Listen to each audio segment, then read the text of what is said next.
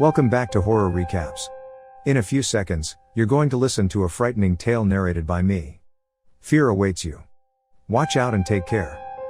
The Eden family, consisting of Red, Evelyn and their son Cain, has just moved to a new town and are still in the process of settling down. At home, Evelyn constructs a wooden shelf and hangs it on a wall in the house. She carefully arranges some pieces of sculpture on the shelf. Then she receives a message from her spouse Red. Red has been working for the school, just to have their son Cain enrolled as one of the school's pupils. And according to the message Evelyn just received, Red is currently supervising some workers, so he asks Evelyn to come to the school and pick up Cain. Evelyn drives to the school, where she meets her spouse, and then the school principal, Ms. Raleigh. Once again, Evelyn expresses her appreciation to the principal for her kindness to her family. Ms. Raleigh assures Evelyn that their son is gradually getting used to the school, and she believes he'll eventually be a good fit here in the school. Evelyn leaves and finds Cain sitting alone in the school garden. She gives him a new toy she got for him, and soon they are seated in the car, ready to leave. While in the car, Cain reiterates his hatred and frustration at school. He complains that the teachers are mean, the kids don't like him, and he just keeps getting into trouble. Evelyn tells him that he's getting it all wrong, and that he's not hated in the school, just as he may be thinking.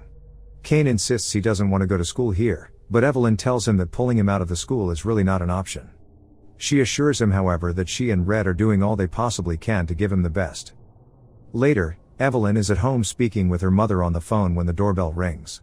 She goes to check and finds Juria, a friend of hers who happens to be a seer. Juria warns Evelyn and tells her she needs to be careful, even though he's not really specific about what he means. Red then returns with Cain, who's feeling sad after he has been bullied in school by his classmates. Red exchanges greetings with Juria. Red then takes Evelyn aside and questions her about inviting Juria to the house for the third time. Evelyn says she wants him to bless their house now that they've finally moved in.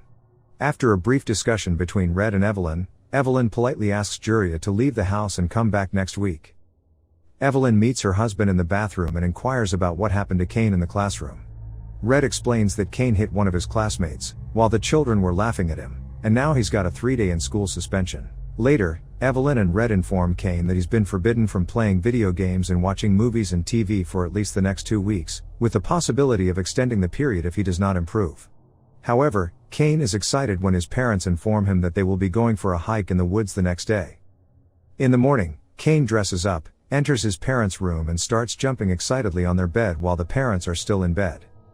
In the woods, Red and Evelyn start to discuss their son's health condition. Later, Red shows Evelyn the new online store which he has just set up for her.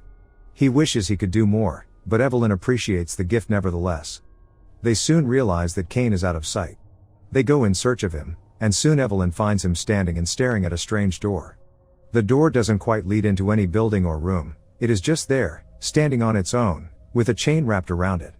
Evelyn finds the key to the door, and even considers renovating and using the door in their new house.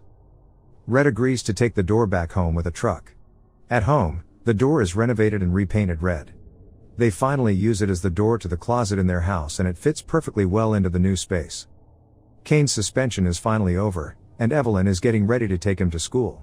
She gets a jacket from the closet and after perceiving some bad smell in the closet, she asks Cain if he left some food in the pocket, and when Cain says no, Evelyn concludes the smell might be from the shoes. Later that day, after shopping at the grocery store, Evelyn pulls out her keys from her pocket and finds maggots all over the keys. She quickly drops the keys and takes off the jacket.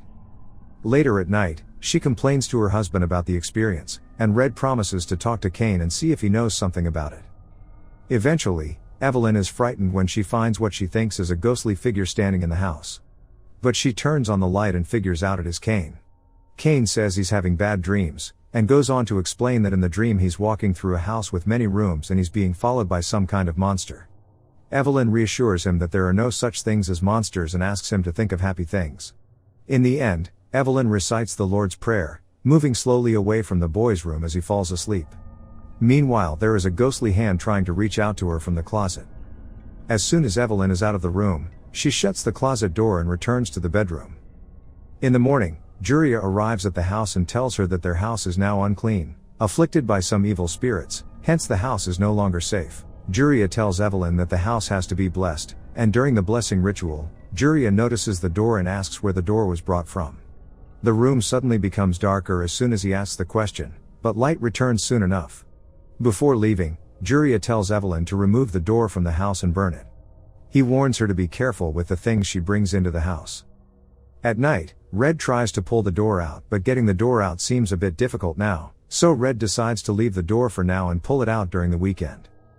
The next day, Evelyn visits the local library and tells the librarian she's looking for any reference material about supernatural kinds of stories or occurrences in the town. She asks for a recommendation, and the librarian mentions the haunted bridge, the spooky well and the stories of the vanishing children.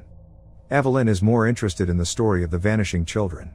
She learns that the last of such mysterious disappearances occurred over 20 years ago, and none of the children who went missing were ever found. Later at night, Evelyn tells her husband about the story of the town's vanishing children, and Red replies by telling Evelyn that she's getting caught up in creepy stories, and Juria really isn't making things better. In the morning, Red discovers that the paint on the door has strangely peeled off, so he calls Evelyn to come and see for herself.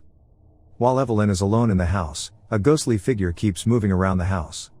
The ghostly figure enters the closet and closes the door. Evelyn hears the sound of the door, pulls the door open, but finds nothing. She then receives some texts from Red inviting her to the school. This time, Kane has been expelled from the school for engaging in an act of violence. While trying to figure out how to go about things, Red says he'll go to work with Kane the next day. And while Red is out of the house with Kane the next day, Evelyn goes through some of the papers about the missing children. She later leaves the house and arrives at the house of Mrs. Bradford, mother of Maggie Bradford, the last victim of the door. She tries to inquire about the old house that burned and the door that was left unburnt. Mrs. Bradford tells Evelyn that she made a very terrible mistake by taking the door.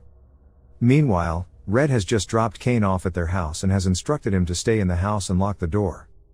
Mrs. Bradford tells Evelyn that after her daughter went missing, she knew it had something to do with the old abandoned house which she had warned her daughter to stay away from.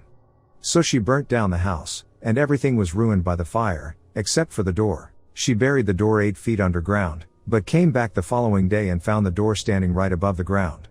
And so what she finally did was wrap the door in chains, fasten the key in the lock and left it to rot. Since then no child in the town has gone missing in a mysterious way. While still at Mrs. Bradford's place, she gets a text from her husband letting her know that he has just dropped Kane at the house. Evelyn dashes out and heads back home. On getting back to the house, she tries to open the door, but it is locked.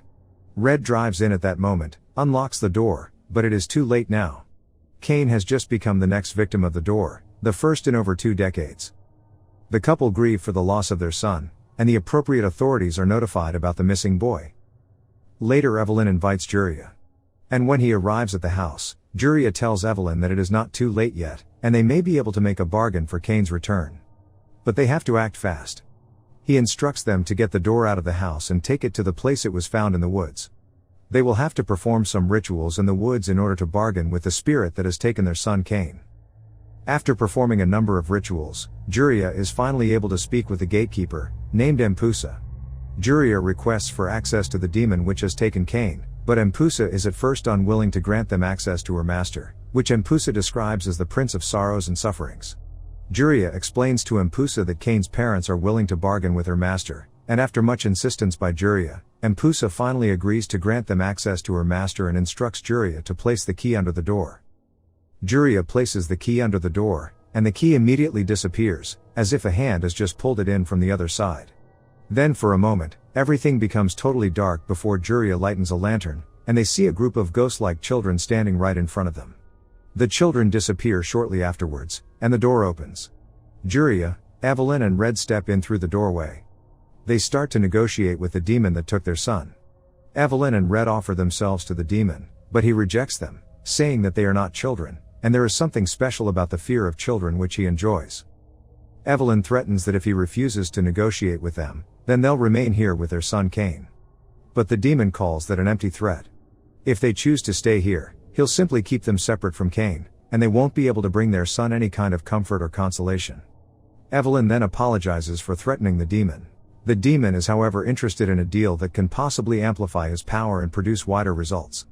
The demon collects a pen from Juria and starts to write down his conditions. Juria tries to inquire from the parents how far they are willing to go, what price they are willing to pay in order to have their son back.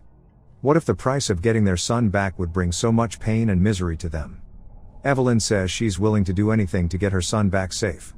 And so the couple finally signs the agreement, and Cain is released. Juria instructs Red to make sure they keep to the deal and do whatever they can to forget about the cost of the deal. He tells them he's leaving the town and suggests that they do the same. The family now plans to leave the town, just as Juria suggested. Evelyn leaves with Cain first, while Red stays behind for some days. In the absence of his wife and son, Red renovates the evil door and hangs it somewhere in Cain's former school. He hands the key to the school principal before finally leaving.